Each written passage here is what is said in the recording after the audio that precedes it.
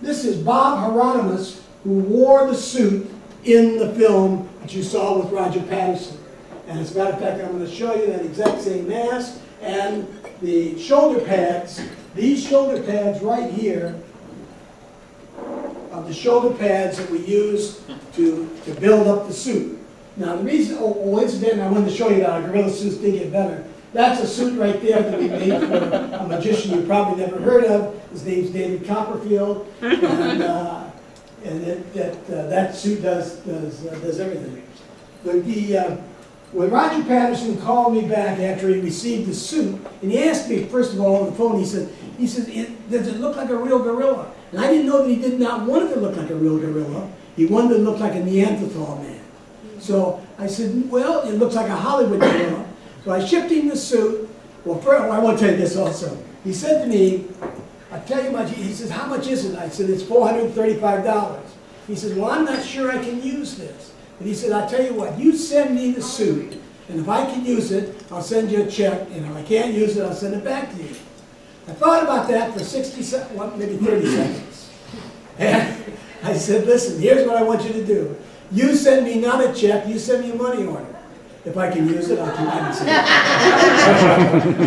I said, I'll hold on to the money order. You see the suit. If it fits and it works, fine. If not, you call me back right away, send the suit back, and I'll send your money order back. Well, it took about 6 months or 3 or 4 months to receive a request from him, and I found out the reason why. He did not have any money at all.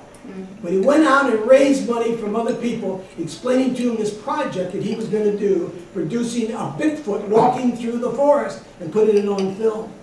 And he raised money from him, and he sold people for about $1,000. He sold 7 people a 50% portion of the project, of all the profits, with 7 different people. 7 different people. After the film was shot, not one person received one single dime, and all 7 of them sued him. Roger Patterson rented a camera from a camera shop in Yakima, Washington. Got the camera shop owner to show him how to operate the camera and how to jiggle it so it get it out of focus and so forth. He rented the camera, went out, had the suit, and then shot the film. Did not return the camera. They had to issue a warrant for his arrest to get the camera. But before he shot the film, he called me back and he says, I have the suit here. He says, I've got a couple problems with it. He says, number one, he says, it's not massive enough. It needs shoulders and build up. Look how body big. I said, here's what you do. You go to the high school. You talk to the coach. Tell him you want to borrow, because I thought he was just playing a gag. You want to borrow. I said, as a matter of fact, if you have some that are broken, a football shoulder pads. Now, these are the football shoulder pads that were used at that time. The ones I showed you on the picture there with Bob Heronimus. You can't buy this type anymore. The ones today are all padded up at the top up here. But these are smooth. So once you put the suit on, the suit looks like there's muscles moving under the skin, because it's moving back and forth. And that's how that was done. This is Bigfoot's head. Now, Bob Heronimus, who wore the suit, has one glass eye. It's this side. This side. This eye over here is real. When you see him walking through the forest, you only see this side. Because Patterson told him, tomorrow when we shoot this, I want you to bring along an extra glass eye. Kind of keep an eye out for me. And they place the eye in here. So as he's walking, he turns this way, and you see the eye. As a matter of fact, there's one frame in there that you can see the sun glisten off of the eye. Very, very unusual. That's Bigfoot. Now, let me tell you another story about Bigfoot. Patterson was trying to base the idea on the story of Bukwas, which I told you about earlier.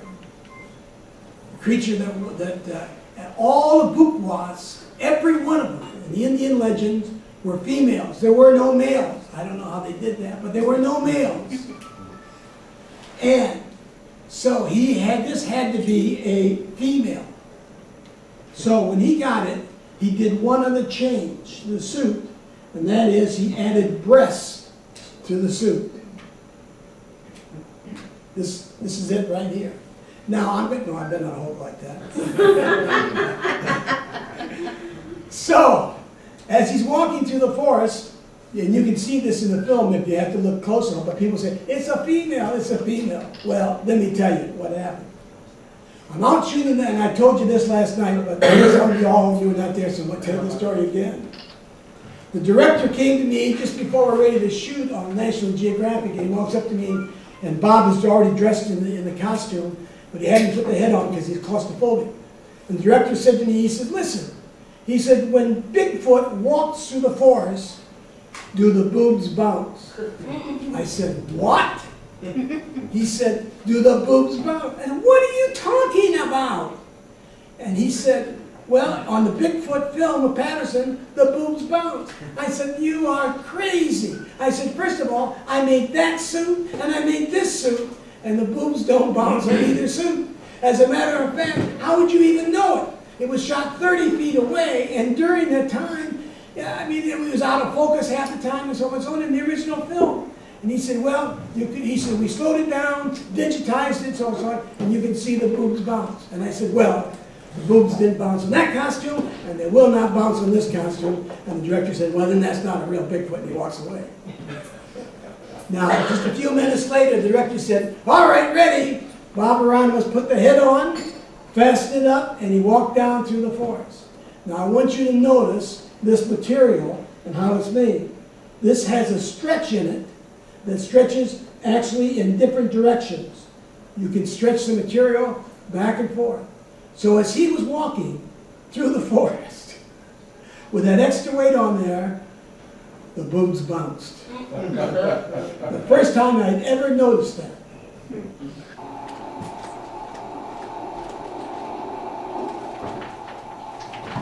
The most important revelation of this exact recreation is how close Roger and Bob were to the creature. They were right on top of it, which makes the behavior even less natural. It walked away, utterly unconcerned. So, did you get it? Yeah, I did. And this is the footage. At this distance, with this lens, you're certain to get the creature in the frame, unless you artificially wobble the camera. Even so, it's conveniently difficult to see much detail in the suit. It's very neat. The whole thing